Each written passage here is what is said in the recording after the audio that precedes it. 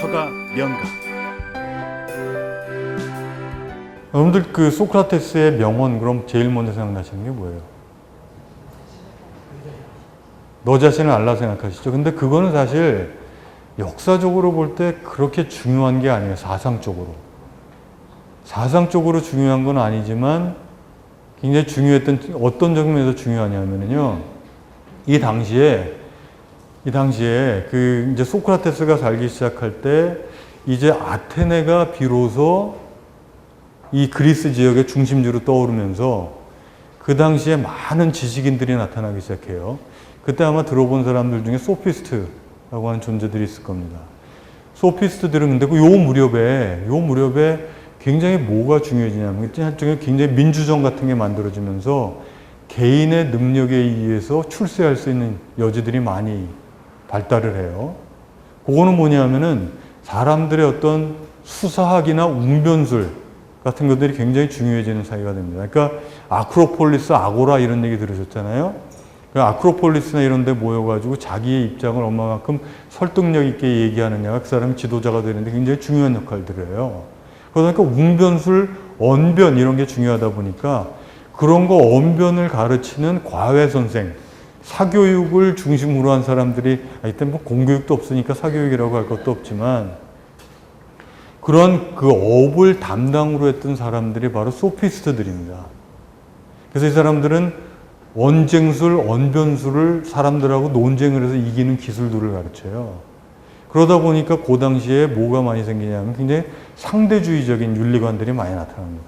그래서 그 상대주의 윤리관에 대해서 굉장히 위기감을 느끼면서 돈키호테처럼 나타난 사람이 바로 소크라테스입니다.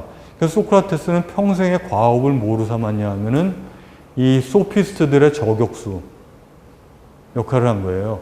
어떤 보편적인 윤리설, 어떤 절대적인 윤리설을 자기가 적극적으로 제시한다기보다 상대주의적인 이런 생각들을 자꾸 해가지고 윤리관을 흔들어 놓는 사람들에 대해서 가가지고 네 얘기가 한번 맞다고 해봐. 너 P라고 주장했지? 그럼 P로부터 Q가 나와. Q라는 결론이 나와 안 나와? 나오지? 그럼 Q라고 하는 거 너 받아들일 수 있어 없어? 그거 못 받아들이겠어. 그럼 너 P가 처음부터 틀린 거 아니야? 라고 얘기해서 그 소피스트를 하나씩 찾아다니면서 자폭하게 만드는 것이 그 소크라테스가 했던 일입니다. 그러면서 너 자신을 알라라고 하는 이야기들은 결국 뭐냐면은 네가 그렇게 확신하고 있었던 것들이 얼마만큼 허술한 기반에 처해 있는가를 깨달아라 라고 하는 걸 가르쳐 준 거예요. 그래서 어떤 보편적인 절대적인 진리를 찾아가는 것을 알려주게 되는 거죠. 그게 바로 어떤 이성주의의 한 관건이긴 한데 이성주의적이면서도 그렇죠? 지성주의적이면서도 이 이성을 통해 가지고 상대주의적이지 않고 어떤 보편적이고 절대적인 진리를 찾아가는 길을 만드는 어떤 로고스의 힘의 근간을 만들어준 굉장히 중요한 인물이라고 보시면 됩니다. 그와 더불어서 또 소크라테스가 가르쳐준 그 아마 못 들으셨을 가능성이 높은데 중요한 가치가 내 영혼을 돌보아라 라고 하는 거예요. 영혼을 돌보는 게 지적으로 볼 때는 이성을 통해서 어떤 절대적인 진리를 찾아가긴 하는데 그 이성을 통해 가지고 영혼을 돌보는 그런 과정. 요 영혼을 돌보아라라고 하는 것이 소크라테스의 제자인 플라톤과 아리스토텔레스에서 굉장히 중요한 역할로 나타나기 시작해요. 제가 그 화두로 얘기한 게 개인하고 사회라고 얘기를 했고요. 이 그리스 사회라고 하는 것은 계급주의적이고 굉장히 어떤 복종 같은 것을 강조하고 있는 굉장히 타이트하게 짜여진 사회관 같은 걸 생각을 했었단 말이에요. 그렇죠? 이런 사회에서 이성을 통해서 결국은 이 소크라테스 이후의 그 제자들이 전하는 메시지는 어떤 메시지를 전하게 될 것 같아요? 제가 얘기하기 전에 한번 예측을 해보신다면. 어떻게 하는 것이 네 영혼을 돌보고 이성을 충분히 발휘하는 삶이라고 생각할 것 같습니까? 결국 계급적인 사회 속에 자기의 주어진 본분에 충실히 다하는 것 이런 쪽으로 갈 거예요.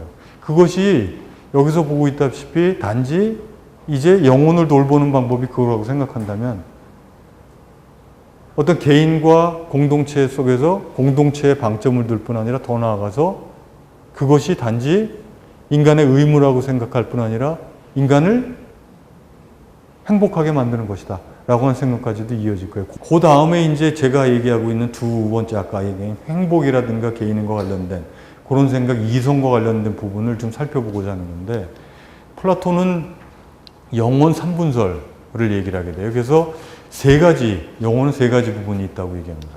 이성이 있고 기계, 화가 내는 부분들이 있고, 이게 명예를 추구하는 거고요. 이성은 지혜를 추구하는 거고, 그 다음에 욕구, 신체적인 욕구로 돈 또는 이득 같은 거 추구하는 그런 영혼들이 있다고 그러는데, 근데 생각해 보면은 여러분들 스스로 또 저를 돌아봐도 이런 식의 욕구들이 다 있지요. 근데 플라톤에 있어서 특이한 점은 이런 세 가지가 사람의 하나의 마음, 영혼 속에 있는 세 측면이라고 얘기하는 것이 아니라 우리가 영혼이라고 하는 부분 전혀 독립된 세 토막이 있다라고 얘기를 해요. 그래서 한 토막은 뭘 담당해? 지혜, 이성을 담당하고요.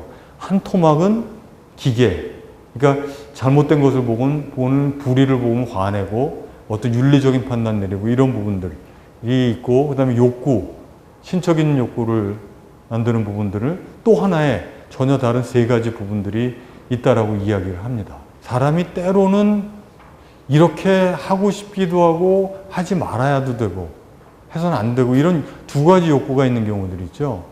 그래서 담배 얘기, 흡연과 관련된 얘기들을 많이 하는데, 담배를 피우고 싶으면서도 담배를 피워서는 안 되는 욕구, 그 욕구가 갈리는 게 있단 말이에요. 그래서 플라톤은 어떤 생각을 했던 거냐 하면은 하나의 마음 속에 하나의 마음이 전혀 다른 두 욕구를 동시에 갖는다는 게 있을 수 없다고 생각을 했어요. 그래서 담배를 피우고 싶다라고 하는 욕구를 가지고 있는 영혼의 부분이 있고, 담배를 피지 말아야지 하는 욕구의 부분이 있다라고 생각한 거예요. 그래서 담배를 피우고 싶다라고 하는 욕구를 담당하는 부분이 세 번째라고 한다면은 요것은 피워서는 안 된다라고 하는 어떤 욕구를 담당하는 이성이라고 해서 영혼 자체에 세 가지 다른 부분들이 있다라고 생각을 했던 겁니다. 그래서 영혼이 상이한 세 역할을 하는 것이 아니라 플라톤은 각 부분을 담당하는 세가 독립적인 세 영혼의 부분들이 있다라고 이야기를 해요. 그래서 플라톤은 이제 이것을 개인적으로 볼 때 영혼의 세 가지 부분들이 있다고 생각하는데, 인간이 과연 덕을, 여기 아레타라고 얘기하는데요. 덕을 실천하고 있는 길은 뭐냐면 모든 것은 각기 자신의 고유한 기능을 갖고 있다고 생각합니다. 그래서 심장이라고 하는 건 피를 순환시키는 기능을 하고요. 그래서 기능을 가장 잘 수행하는 형태가 아레테. 요새는 이 아레테를 뭐라고 번역을 하냐는 철학자들 덕이라고 번역을 하는데, 그 현대적인 의미에서의 덕하고는 좀 달라요. 현대적인 의미에서는 덕은 뭔가 덕성이라고 얘기를 하지만, 그 당시에 생각했던, 플라톤이 생각했던 덕은 타고난 원래의 본질적인 소양을 충분히 잘 발휘하는 것, 그것을 아레테라고 생각을 했던 겁니다. 그래서 훌륭하고 옳은 상태는 아레테의 상태고, 또는 그것을 발현하는 상태, 이게 아레테라고 생각했어요. 그러면 개인에 있어서 아레테 상태는 무엇인가? 라고 하는 걸 한번 보죠. 아까 얘기했듯이 개인의 영혼이 이제 세 가지 부분이 있는데요. 이성, 지혜를 담당하는 이성의 부분이 있고, 또 욕구를 담당하는 부분이 있고, 기계를 담당하는 부분들이 있을 때, 플라톤이 생각했을 때 개인에서 조화를 이룰 수 있는, 개인이 결국은 조화롭게 행복할 수 있는 방법은 뭐냐 하면은 이것들이 다 균등한 힘을 갖고 있으면 곤란하다고 생각해요. 균등한 힘을 갖고 있으면은 서로 싸워가지고 서로 얘네들은 때로는 많은 경우들에 서로 상반된 경우로 밀고 당기게 되는데, 서로 균등한 힘을 갖게 되면은 이게 도초로 가가지고 굉장히 혼란이 야기될 거라고 생각을 합니다. 그래서 개인들의 욕구 자체가 균등하게 힘을 가지고 서로 갈등을 겪는 것은 개인은 굉장히 혼란스럽기 때문에 행복할 수 없다고 생각을 해요.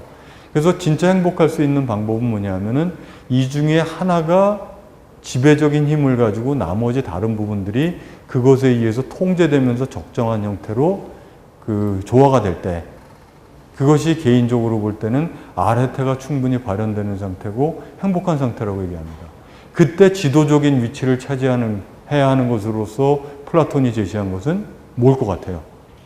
아까 말씀드렸듯이 이성주의적인 소크라테스의 영향을 받은 입장에서 볼 때는 결국은 이 지혜, 개인에 있어서는 지혜가 이성이 압도적인 위치를 차지하면서 그렇다고 해서 이걸 짓누르면 안 되고 각기 어느 정도로 존중을 해주면서 갈등이 있을 때 조화롭게 조화를 해가는 이성 중심으로 균형을 잡아가는 것이 바로 인간의 행복 내지는 아레테가 이루어지는 거다라고 하는 얘기를 합니다. 여기서 혹시 제 이야기 속에서 아까 신화와 관련된 이야기를 읽어내실 수가 있으신가요? 신화에서 무슨 얘기를 했어요? 각 신들은 자기가 처해진 역할들을 담당해야 되고 신들에도 계보가 있는 거 아니에요? 질서가 있는 거고 층위가 있고 그 아래서 조화롭게 지내는 것이 맞는 것이다 라고 하는 당시 그리스에 있었던 신화적인 사상, 공동체적인 사상하고도 연결이 되는 거고요. 또 하나 제가 두 번째 화두로 얘기했던 로고스라고 얘기하는 것이 여기서 또 부각이 되는 겁니다. 이성이라고 하는 것이 부각이 되고 이성 중심주의적이면서도 어떻게 보면 계급적인 어떤 통제된 질서를 이야기하는 것이 여기서 나타나는 거예요. 그래서 지혜를 갖춘 지도자 아래서 전사와 생산자가 절제하면서 조화를 이루는 것이 이것이 개인에 있어서는 행복이고 사회는 뭐라고요? 사회에 있어서는 맨 위에 지도자가 있고 그 지도자가 조화롭게 잘 통치를 하면서 밑에서 어떤 국가의 수호를 막는 어떤 군사 역할을 하는 전사와 그 생산자 역할을 맡고 있는 사람들이 그 아래서 조화롭게 통치가 되고 있는 그런 계급적 사회에 대한 이념들을 이야기를 하는 거예요. 그래서 여기서 굉장히 이성 중심적이면서도 당시의 신화에서 대변되는 어떤 조화 또는 계급적인 사회에 대한 이야기들을 읽어낼 수가 있는 겁니다. 자, 여기서 잠깐.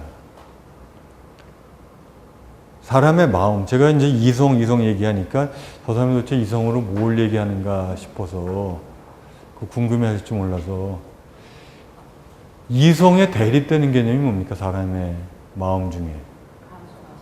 감정, 감성 이런 거죠. 그렇죠? 그렇죠? 근데 이성하고 감정 차이를 생각해 보면은 이성은 계속 어느 쪽을 얘기할 것 같아요. 나의 주관적인 거, 주관성이라고 하는 거. 주관적인 거는 어느 쪽에 더 가까울 것 같습니까? 이성과 감정. 감정 쪽에 가깝죠? 그러면 다시 얘기하자면 이성이라고 하는 것은 부단히 뭐를 추구하는 거냐 하면 나 개인적인 특성을 넘어서서 또 보편성을 추구하는 측면들이 굉장히 강해요. 그렇죠? 그런데 이 당시에는 그 그리스 사회라고 하는 것은 이성이라고 하는 것이 우리가 지금 생각했던 것보다 압도적으로 중요했다는 사실을 제가 말씀드리려고 해요.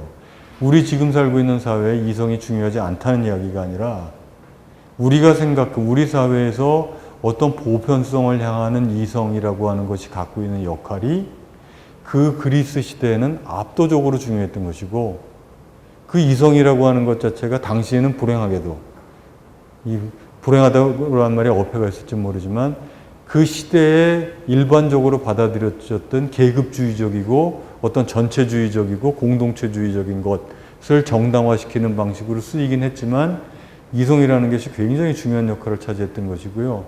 행복을 어디에서 찾고 있다고요? 결국은 이성의 통제 하에서의 절제된 삶.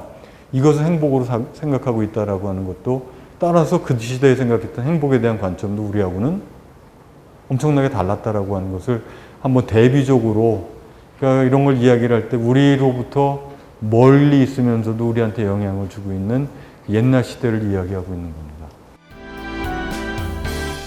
서가 명가